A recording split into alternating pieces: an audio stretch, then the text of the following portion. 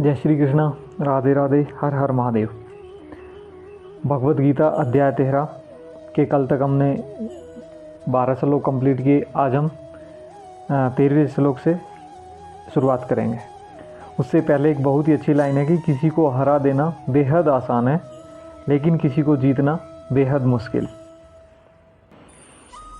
युद्ध भूमि कुरुक्षेत्र में भगवान श्री कृष्ण अर्जुन को प्रकृति, पुरुष तथा चेतना के बारे में बता रहे हैं और कहते हैं कि गेयम यत प्रवक्ष्यामि यजा त्वं मृत मृक्षते अनादिर मत परम ब्रह्म न सत्र सना सदुच्यते। भगवान कहते हैं कि अब मैं तुम्हें गेय के विषय में बतलाऊंगा, जिसे जानकर तुम नित्य ब्रह्मा का आस्वादन कर सकोगे। यह ब्रह्मा या आत्मा जो अनादि है और मेरे अधीन है, इस भौतिक जगत के कार्य कारण से परे स्थित है।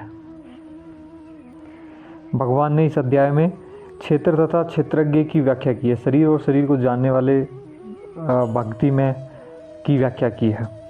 भगवान ने बताया कि उनके हाथ, पांव, आँखें, सिर तथा मुंह तथा उनके कान सर्वत्र हैं।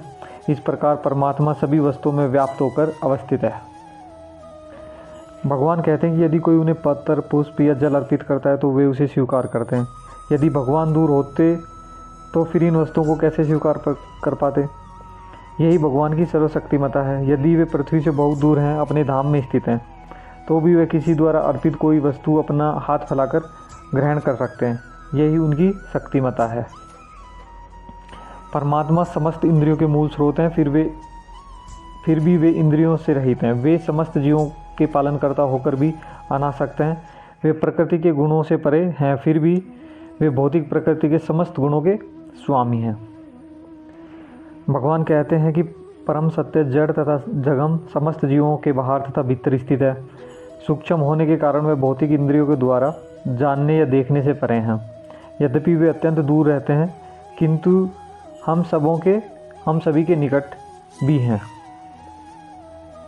हम सभी के निकट होने के बाद भी हमें लगता है कि परमात्मा समस्त जीवों के मध्य विभाजित प्रतीत होता है, लेकिन वह कभी भी विभाजित नहीं है। वह एक रूप में स्थित है। यद्यपि वह प्रत्येक जीव का पालन करता है, लेकिन समझना चाहिए कि वे सभी का संहार करता भी हैं और सभी को जन्म देते हैं।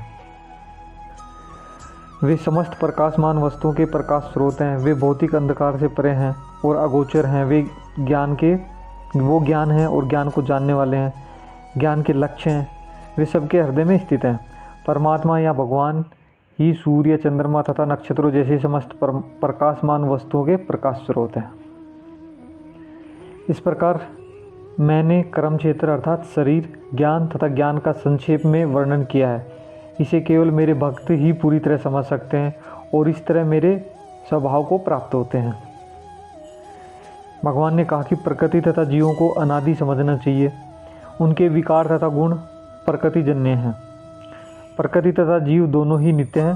तात्पर्य यह है कि वे सृष्टि से पहले से ही विद्यमान है। यह सब कुछ भौतिक अभिव्यक्ति परमेश्वर की शक्ति से है और इसी प्रकार जीव भी है, किंतु जीव श्रेष्ठ शक्ति मानी जाती है। प्रकृति समस्त भौतिक कारणों तथा कार्यों की हेतु कही जाती है और जीव इस संसार में विविध सुख दुख के भोग का कारण कहा जाता है। भगवान ने कहा कि प्रकृति समस्त भौतिक कारणों तथा कार्यों की हेतु कही जाती है और जीव इस संसार में विविध सुख दुख के भोग का कारण कहा जाता है। जीवों में शरीर तथा इंद्रियों की विभिन्न अभिव्यक्तियां प्रकृति के कारण हैं। कुल मिलाकर 84 लाख भिन्न भिन्न योनियां हैं और ये सब प्रकृतिजन्य हैं। जीवों के विभिन्न इंद्रिय सुखों से ये योनियां मिलती हैं। जो इस प्रकार इस शरीर या उस शरीर में रहने की इच्छा करता है, उसे विभिन्न शरीर प्राप्त होते हैं और वह विभिन्न प्रकार के सुख तथा दुख भोगता है।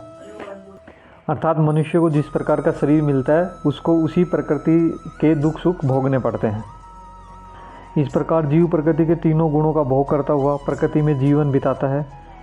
यह उस प्रकृति के साथ उसकी संगति के कारण है। इस तरह उसे उत्तम तथा अधम योनियां मिलती रहती हैं। इन सब के बावजूद भी शरीर में एक अन्य दिव्य भोगता है, जो ईश्वर है, परम स्वामी है और साक्षी है तथा अनुमति देने वाले के रूप में विद्यमान है और जो परमात्मा कहलाता है। जो व्यक्ति प्रकृति, जीव तथा प्रकृति के गुणों की अंतःक्रिया से संबंधित इस विचारधारा को समझ लेता है, उसे मुक्ति की प्राप्ति सुनिश्चित है। उसकी वर्तमान स्थिति चाहे जैसी भी हो, यहाँ पर उसका पुनर्जन्म नहीं होगा। भगवान ने बताया कि कुछ लोग परमात्मा को ध्यान के द्वारा अपने भीतर देखते हैं, तो दूसरे लोग ज्ञान के अनुशीलन द्वारा, और कुछ ऐसे हैं जो निष्काम कर्म द्वारा भगवान को अपने अंदर देखते हैं। इस प्रकार भगवद गीता के अध्याय 13 प्रकृति, पुरुष तथा चेतना के आज हमने 25 श्लोक कंप्लीट किए अभी तक। जय श्री कृष्ण, राधे राधे, हर हर महादेव।